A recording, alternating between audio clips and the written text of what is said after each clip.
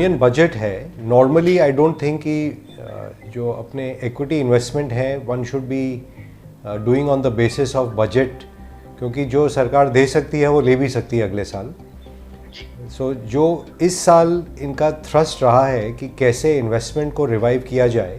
Economy में, I think basic बेट इन्होंने ये लिया है कि जो विदेश में मुद्रा काफ़ी घूम रही है 0% इंटरेस्ट रेट पे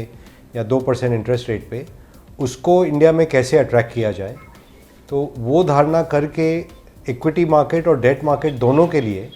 कि कैसे हमारे वेटेज इंडस्ट्रीज़ में बढ़ें और कैसे ज़्यादा से ज़्यादा पैसा वहाँ से इंडिया में आए,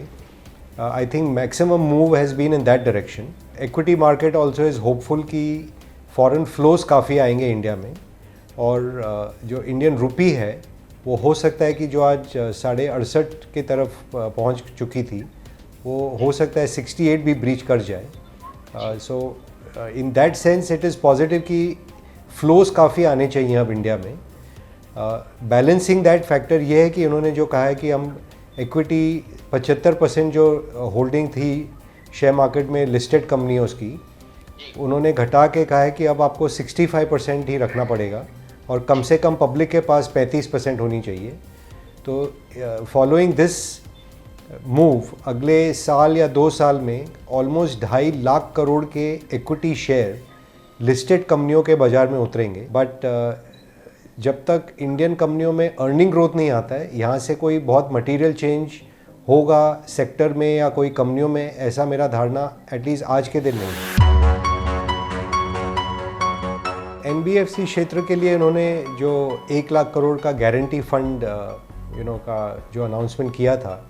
कि ये गारंटी हम पब्लिक सेक्टर बैंकों को प्रोवाइड करेंगे और 10% करीब government will bear the guarantee, और public sector bank in turn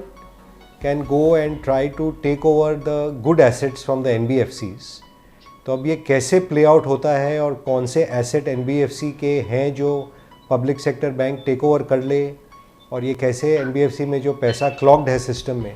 वो कैसे अनक्लॉग हो, ये होते होते ही होगा। तो इसका असर देखते हैं, बट आई डोंट थिंक कि कोई मैजिक वॉन्ड है कि इससे जो आज एकदम लिक्विडिटी टाइट हो गई है मार्केट में, आई डोंट थिंक इससे कुछ इमीडिएटली ओवरनाइट या अगले 1-2 महीने में बहुत ज़्यादा फ़र्क पड़ेगा।